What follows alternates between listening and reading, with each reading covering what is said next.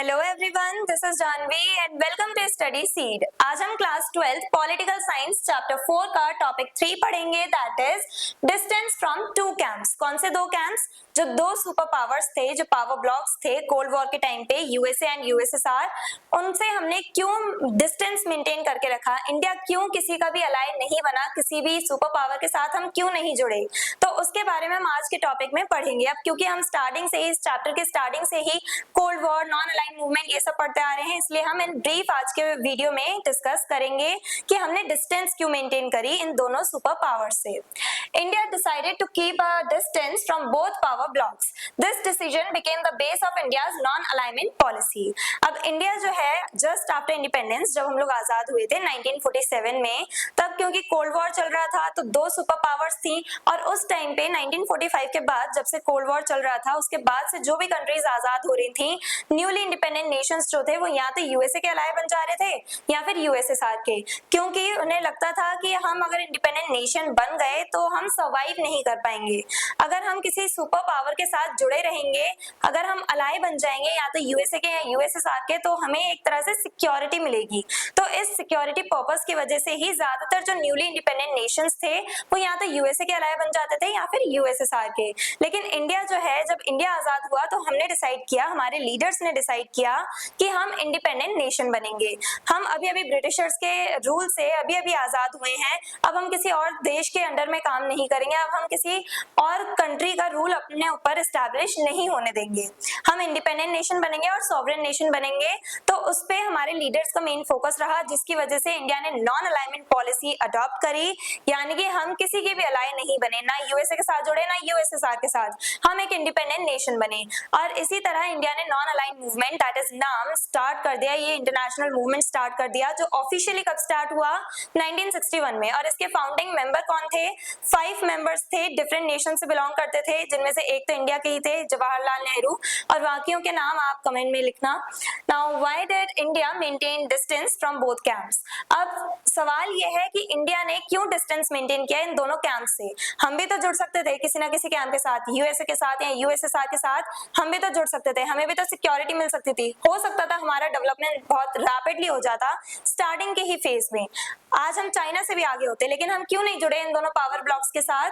Because we wanted to be independent, क्योंकि हम आजाद रहना चाहते थे। आजादी की कीमत हमें पता थी।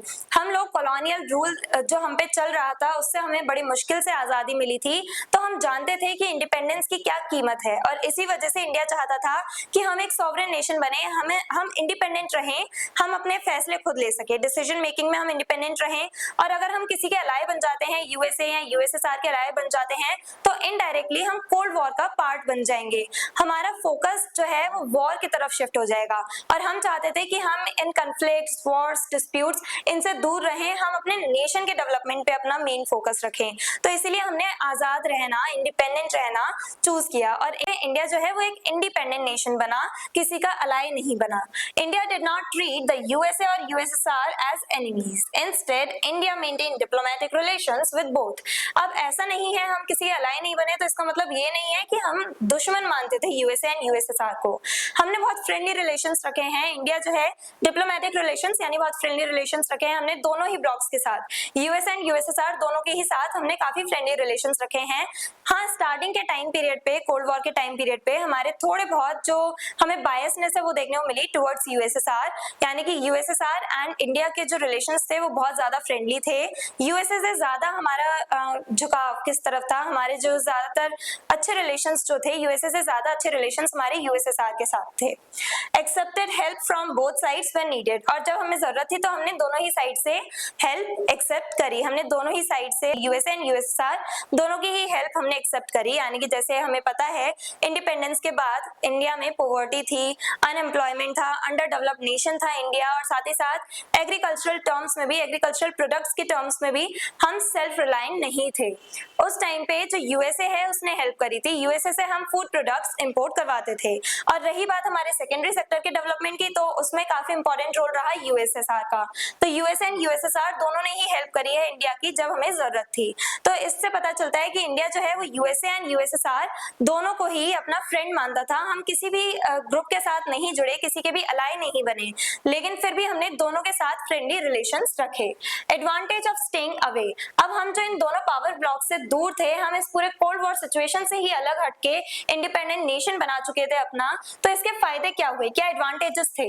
The policy helped India to maintain peace, ये जो पॉलिसी हमने अडॉप्ट करी नॉन अलाइनमेंट की, इसकी वजह से हम लोग पीस एस्टैब्लिश कर पाए। अगर हम लोग अलाई बन जाते यूएसए एंड यूएसएसआर के, तो हम कोल्ड वॉर का पार्ट बन जाते, और वॉर जो है उसके अगेंस्ट में रहते हैं हमेशा इंडियंस। तो इंडिया जो है वो हमेशा वॉर के अगेंस्ट में रहता है। इंडियन फॉरेन पॉलिसी जो है उसमें लिखा हुआ है कि हम पीस मेंटेन करना चाहते हैं। तो पीस मेंटेन करने के लिए ही, शांति बनाए रखने के लिए ही हमने क्या किया, इस कोल्ड वॉर से हम दूर रहे और हमने क्या किया, पीस एस्टैब्लिश करने की कोशिश करी। हम लोग इस वॉर में इन्वॉल्व नहीं हुए।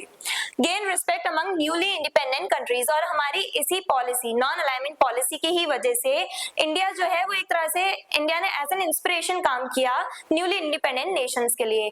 और न्यूली इंडिपेंडेंट नेशंस जो नए नए देश आजाद हो रहे थे उस टाइम पीरियड पे, उनके लिए इंडिया जो है वो इंस्पिरेशन बन गया। इंडिया जो है उसे अमंग यानी कि within newly independent nations काफी ज्यादा रिस्पेक्ट मिली।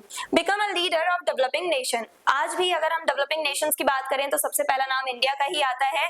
क्यों? क्योंकि इंडिया ने ऐसे रिलेशंस मेंटेन करे हैं, ऐसी पॉलिसीज अपनाई हैं जिसकी वजह से इंडिया की जो पोजीशन है वो बहुत हाई लेवल की है। वर्ल्ड लेवल पे इंडिया जो है वो बहुत मायने रखता है। डेवलपिंग नेशंस में इंडिया सबसे टॉप पे चलता है इंडिया की पॉलिसीज की वजह से।